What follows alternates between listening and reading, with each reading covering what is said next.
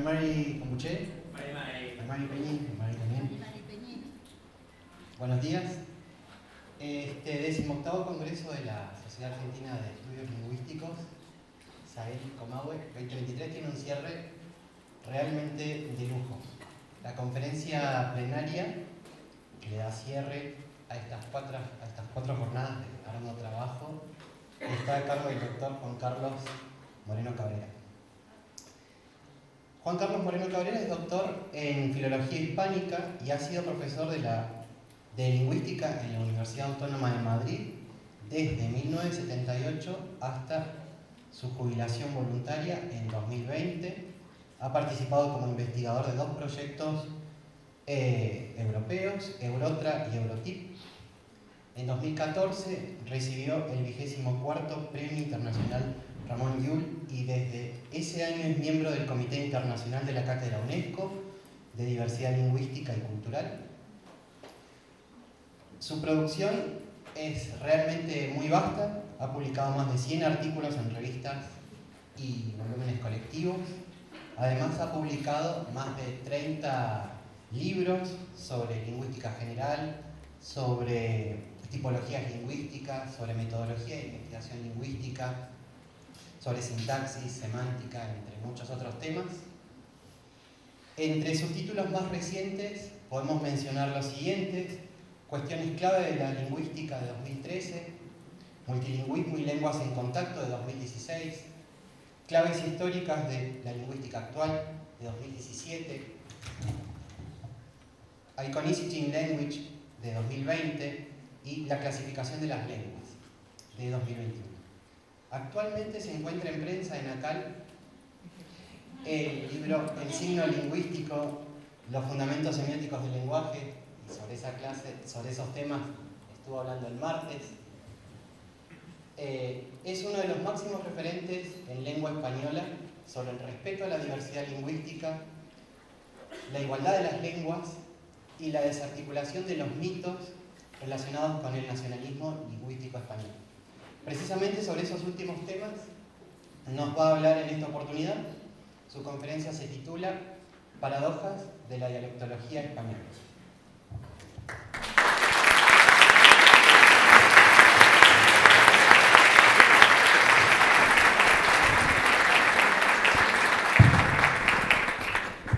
Muchas gracias, José. Hace 27 años, en 1996, hice un viaje de Buenos Aires a Roca para dar un curso en la maestría de lingüística organizada por el profesor Masulo, a quien le envío un fuerte abrazo desde aquí. Y bien, pues estuve un mes aquí en Roca.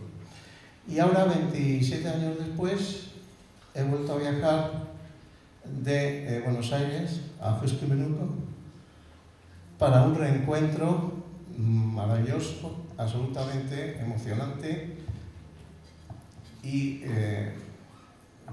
realmente de todo corazón digo que estoy realmente encantado de estar aquí y de haber y quiero dar las gracias a María y a Gonzalo por haber hecho posible este maravilloso reencuentro.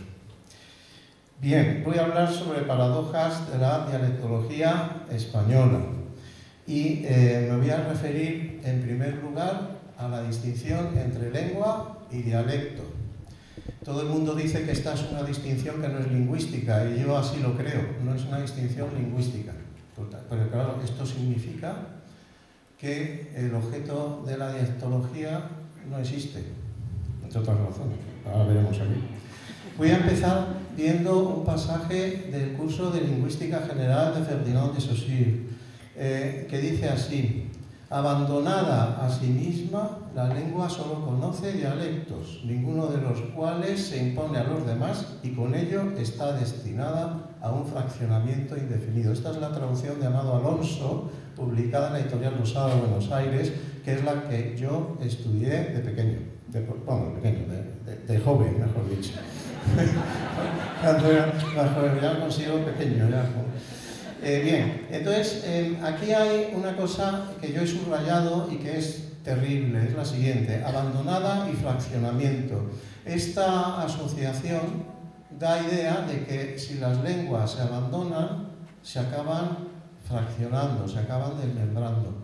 Y por tanto parece dar apoyo a uno de los fines de la Real Academia Española, que es velar por el mantenimiento de la unidad del español. Pero no es este el sentido que tiene en el curso de Lingüística General. Y a esto contribuye una desafortunada selección de palabras. Bien, si vamos al texto original en francés, lo que dice es «livré à elle-même». Traducir esto como abandonado, que tiene un sentido negativo, y que por cierto, abandonado es un galicismo, de abandoner en francés, que tiene también un sentido negativo. Hombre, yo traduciría, no quiero enmendar la plana al señor Amado Alonso, pero yo traduciría más bien como dejado a su aire, libremente dejada, porque libre tiene que ver con libre, dejada a su aire, dejada a su libre albedrío. Y luego dice fraccionamiento, pero realmente si la lengua solo conoce dialectos, es decir, no hay lengua, solo hay dialectos, no cabe hablar de fraccionamiento. En todo caso, porque se fracciona algo que era antes uno y que luego pues se va desprendiendo de trozos, ¿no? Pero esto no es el caso, puesto que desde el primer momento no existe la lengua, solo existen dialectos, según dice el curso. Bien, pues entonces en vez de fraccionamiento yo pondría diversificación y también añadiría que hay procesos de convergencia, no solo hay procesos de diferenciación, sino también de convergencia natural, guiado por las leyes naturales del cambio. Bien, primera paradoja de los dialectos. Los dialectos son lenguas naturales y por tanto el objeto de la dialectología y el objeto de la lingüística descriptiva es el mismo. Los dialectos son lenguas naturales y su estudio compete a la lingüística descriptiva. Por tanto, la dialectología y lingüística descriptiva sería lo mismo. La comparación de dialectos relacionados entre sí, de modo genealógico, es el objeto de la lingüística comparada. Por tanto, aquí desaparece el objeto de la dialectología. Acaba de desaparecer la primera paradoja, es que el objeto de la dialectología no existe. Y por tanto, la dialectología no es otra cosa que lingüística. En lingüística descriptiva, me refiero. Pero luego continúa este párrafo del curso diciendo: pero como la civilización al desarrollarse multiplica las comunicaciones, se elige por una especie de convención tácita uno de los dialectos existentes para hacerlo vehículo a todo cuanto interesa a la nación en su conjunto. Bien, esto es una cuestión de relación entre lengua y sociedad, es una cuestión de sociolingüística, no es una cuestión de lingüística descriptiva, esto es una cuestión de relación lengua-sociedad.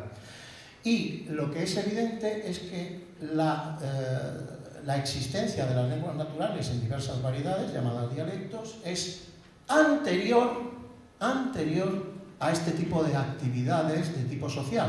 Es decir, de utilizar un dialecto para establecer una especie de lengua común o de lengua general, etc. Es una actividad que es posterior. Pues bien, el gran error de la dialectología es utilizar este tipo de actividades culturales como punto de referencia para describir la diversidad dialectal. Y esto es un error gravísimo, desde mi punto de vista, claro. Y esta distinción, estas dos cosas de que habla, primero, cuando una lengua se toma como elemento de comunicación general en un determinado estado o sociedad, además se somete a un proceso de fijación, que normalmente es escrito a través de la escritura, que es un proceso de, digamos, elaboración cultural de una lengua natural. Lo que se obtiene no es una lengua natural, aunque se le puede parecer, sino se obtiene lo que yo denomino una lengua cultivada. Y voy a hacer referencia a esta dicotomía que es necesaria desde mi punto de vista para plantear la cuestión de dialecto y lengua y de la dialectología y sobre todo el objetivo, se me ha olvidado decirlo, pero el objetivo de esta ponencia es caracterizar lo que yo llamo dialectología prescriptiva españolista. DPE, la abrevio en un libro que acabo de terminar sobre la cuestión, dialectología prescriptiva españolista. La voy a caracterizar. Bien, voy primero a enumerar de manera rápida algunas de las propiedades que distinguen las lenguas naturales de las cultivadas, sin explicarlas a fondo, porque bueno, lo hago en mi libro Cuestiones clave de la lingüística, donde pueden encontrar una explicación detallada de esta dicotomía.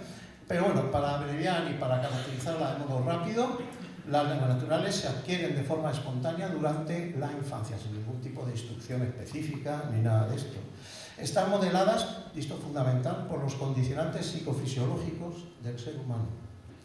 Tanto en cuanto a la expresión, ya sea los órganos vocales como los órganos para señar, que son las manos y la cara y otros elementos que se utilizan para señar, existen unas limitaciones. Es decir, por ejemplo, no puede haber ninguna seña que consista en doblar el codo hacia atrás, que no podemos doblarlo. Entonces, no hay ninguna seña que nos obliga a doblar el codo de una manera imposible de doblar, ¿no? hacia el lado opuesto.